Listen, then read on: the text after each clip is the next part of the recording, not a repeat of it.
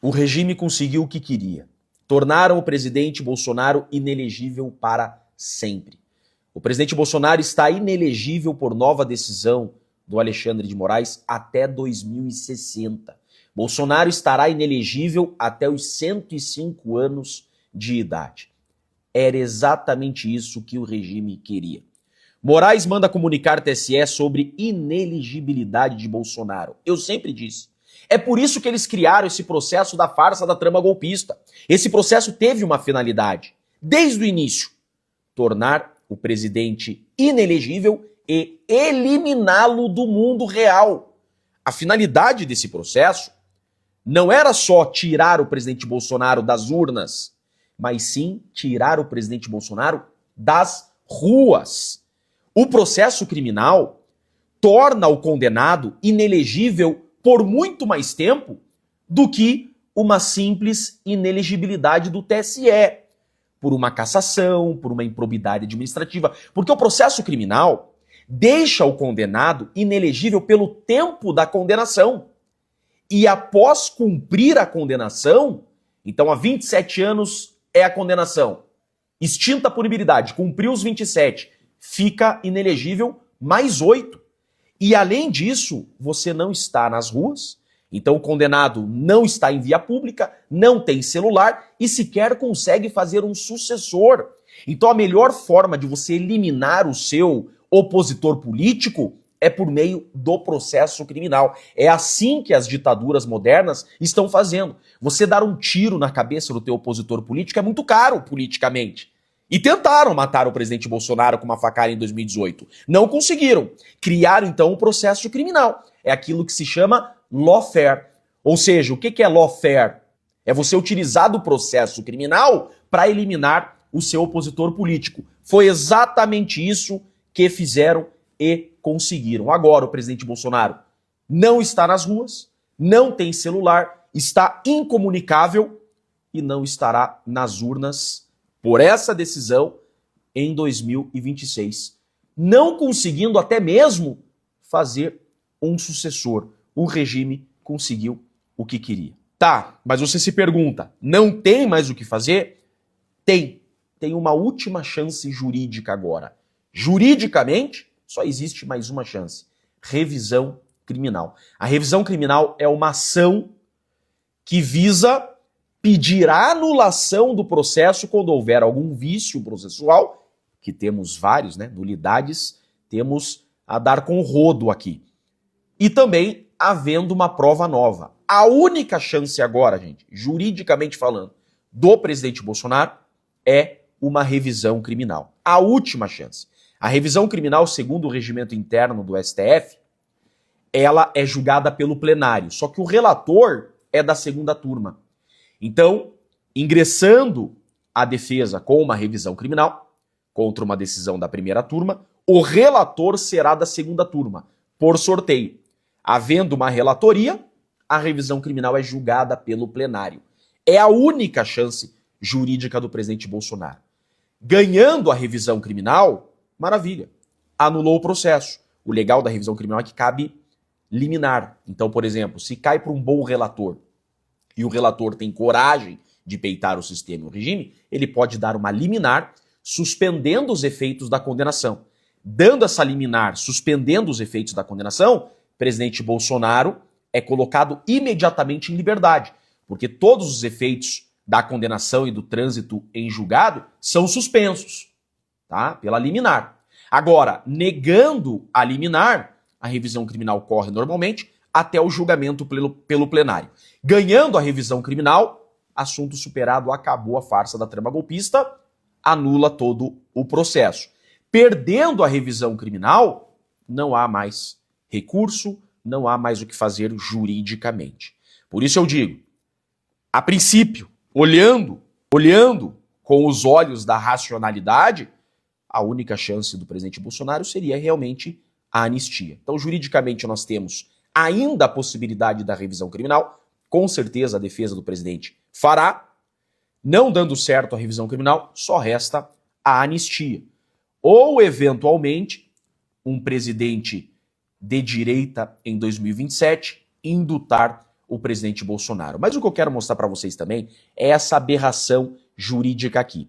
Vejam, todo mundo sabe que ontem, vejam só isso daqui, todo mundo sabe que ontem o ministro relator dessa farsa da trama golpista, Alexandre de Moraes, declarou o trânsito em julgado da sentença penal condenatória. O que é o trânsito em julgado? Trânsito em julgado é, acabou o processo. A gente chama o fim do processo de trânsito em julgado. Não cabe mais recursos, então não cabem mais recursos. Transita em julgado o processo. Significa inicia a execução de pena. Tá? Ontem, o Alexandre de Moraes declarou o fim desse processo. Só que ele declarou o fim desse processo antes do fim. Por quê? Porque ainda cabíveis recursos. Ainda estava no prazo para embargos infringentes e embargos de divergência, que tem prazo de 15 dias. O ministro Alexandre de Moraes disse o seguinte: não será cabível, é sempre assim, né? É sempre exame de futurologia, né? O presidente Bolsonaro pode fugir, vou prender. Sempre assim, né? A decisão veio assim: não será admitido embargos infringentes. A defesa nem fez o embargos infringentes, olha só, ainda estava no prazo. A defesa não tinha nem feito ainda o recurso de embargos infringentes. O ministro vem e disse assim: como não será cabível embargos infringentes, eu já declaro o fim do processo. Como assim? Como não será cabível? A defesa ainda nem fez o embargos infringentes, ainda está no prazo. Aqui está a aberração jurídica dessa decisão. A decisão do ministro é o seguinte: como houve só uma divergência, então são 5 ministros na primeira turma, só o Fux divergiu. Ele diz o seguinte: como só tem uma divergência, e o entendimento do tribunal, prestem bem atenção nisso, o entendimento do tribunal é que para que seja cabível embargos infringentes precisa de pelo menos 2 divergências, não será cabível o embargos infringentes. Sendo assim, como não será cabível, eu já termino o processo aqui. Gente, isso não pode ser assim. Isso não pode ser assim por quê? Porque para você declarar o fim de um processo, tem que esgotar o julgamento de todos os recursos. O julgamento. Então o recurso não foi nem interposto. O recurso não foi nem feito. O ministro disse que não seria cabível. O ministro, então, durante o prazo para recurso, antes da defesa interpor o recurso, ele declara o fim do processo, declara o trânsito em julgado e manda o presidente cumprir pena. Onde está o grande erro aqui?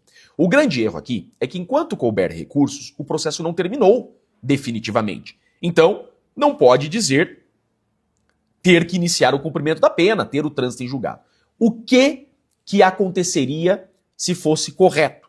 Se esse processo fosse um processo jurídico e não político, o que deveria acontecer?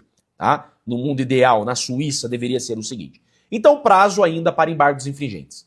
A defesa faz os embargos infringentes, tá? Vai para o ministro relator. O ministro relator vai lá e decide. Inadmissível embargos infringentes. Aí ele vai e decide. Não cabem embargos infringentes, porque só teve uma divergência. E daí? E daí que dessa decisão do ministro, cabe ainda mais um recurso para o plenário, que se chama agravo regimental. Ou seja, não era cabível só o embargos infringentes. Ainda tinha possibilidade de vários outros recursos. Aí, se o ministro não admitisse os embargos infringentes, caberia agravo regimental para mandar para análise do colegiado.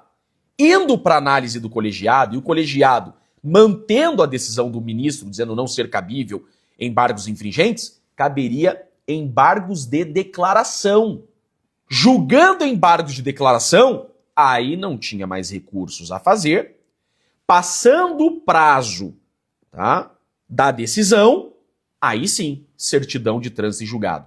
Se eles aguardassem a regra do jogo, se eles respeitassem todos os prazos, esse caso não terminaria em 2025. O que eu sempre disse. Eu sempre disse isso. Se voltarem nos meus vídeos, verão, eu sempre falei, se os prazos recursais forem respeitados, esse processo não termina em 2025. Esse processo só termina em 2026. Eu sempre falei isso. E é verdade. Vejam, 15 dias por embargos infringentes. Inadmitindo embargos infringentes, caberia agravo regimental. vai para o colegiado analisar, tá? Mais prazo. Julgando, embargos de declaração. Pronto, acabou o ano. O ano vai até 18 de dezembro. Esse caso certamente iria para 2026. Como desde o início eles estão atropelando tudo, vocês sabem disso. Esse processo não era para estar no STF, né? Todo mundo sabe. Ex-presidente é primeiro grau, como o Lula foi julgado em primeiro grau. Como esse processo não era para estar no STF, eles mudam o entendimento de 2005 o entendimento, jogam esse caso para o STF.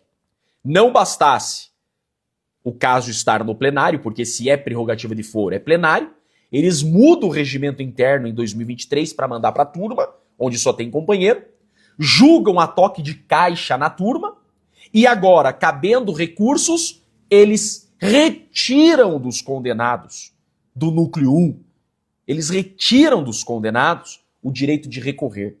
Gente, o presidente Bolsonaro e os demais condenados do núcleo 1 já não teriam direito a duplo grau de jurisdição. Se o caso já começa na última instância, eles já não têm direito a recurso para duplo grau de jurisdição. Já está no STF, vai recorrer para onde? E ainda os recursos cabíveis dentro do STF, eles tiraram essa possibilidade dos condenados.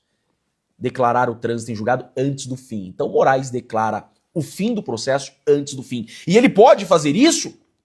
Ele faz referência a uma decisão do tribunal. Ele fala, esse é o entendimento do tribunal. Esse é o entendimento do tribunal. E daí ele posta aqui, ele decide assim, olha aqui, igualmente, olha lá, decisão dele, igualmente, determinando a rejeição dos infringentes, quando não presente o número mínimo de votos absolutórios próprios, 4 no plenário e 2 na turma, o Supremo Tribunal Federal autoriza a decretação do trânsito em julgado, independentemente da publicação do acórdão. Não, isso não pode. Você tem que esperar a publicação do acórdão. Isso não existe. Por quê? Da publicação do acórdão abre prazo para recurso. Você não pode decidir nada antes da publicação do acórdão. Aqui está o grande erro. Tá? Aqui está o grande erro também. E o imediato cumprimento da decisão. Isso aqui é absurdo, tá? Isso aqui é absurdo. Isso aqui é absurdo, porque ainda cabíveis recursos. Só que você vai ler a tal da decisão do tribunal, ele cita aqui, a jurisprudência. Ele cita aqui a jurisprudência. Ele fala que é uma jurisprudência do caso do Collor. Você vai analisar a jurisprudência, é uma decisão dele mesmo. Então a jurisprudência que o ministro cita, o que é a jurisprudência? É o entendimento do tribunal. Tá? O entendimento do tribunal em determinado sentido sobre determinado assunto. Ele cita uma decisão dele mesmo para negar aos acusados, aos condenados, o direito de recorrer. Então não é uma jurisprudência. Ele fala a decisão do tribunal. O tribunal sou eu, né? Ele está dizendo o seguinte, o tribunal sou eu mesmo. Então ele cita ele mesmo para impedir que os acusados, que os condenados recorram. Isso daqui nunca se viu no Brasil. Nunca se viu no Brasil. Na verdade, nunca se viu em uma democracia. País de primeiro mundo, então, se você contar isso daqui para eles, né, essa é a decisão do ministro Alexandre de Moraes que impediu o presidente Bolsonaro de recorrer. Então, o caso do presidente Bolsonaro transitou em julgado antes do tempo. Retiraram do presidente Bolsonaro e dos demais condenados do núcleo 1 direito de recorrer. Agora, o que tem a fazer? O que resta a fazer agora é uma revisão criminal, inclusive discutindo isso. A revisão criminal deve ser feita, inclusive, para discutir isso. A violação ao direito de recorrer, que viola não só a Constituição, o Código de Processo Penal, como também tratados internacionais. Então a revisão criminal visa anular todo esse processo por inúmeros erros e anular, inclusive, esse trânsito em julgado. Tá? Agora, a revisão criminal é a última chance, é o último respiro, é o último suspiro do presidente Bolsonaro. Hoje à noite, nós teremos uma live exclusiva na comunidade Chiquini, onde eu vou trazer mais informações completas sobre isso, de forma mais didática, mais explicativa, e vou trazer também bastidores que tem sobre isso, que eu não posso falar aqui em rede aberta, por isso que eu criei a comunidade Chiquini. A comunidade Chiquini, www.chiquini.com.br, é uma comunidade, um espaço seguro, onde eu consigo ter mais liberdade para explicar os bastidores com informações privilegiadas a vocês. Hoje, às 21 horas, lá na nossa comunidade, eu vou me aprofundar nisso daqui e vou trazer bastidores que tem sobre como tudo isso aconteceu e bastidores do que tem pela frente. Mas, gente, é um absurdo isso daqui.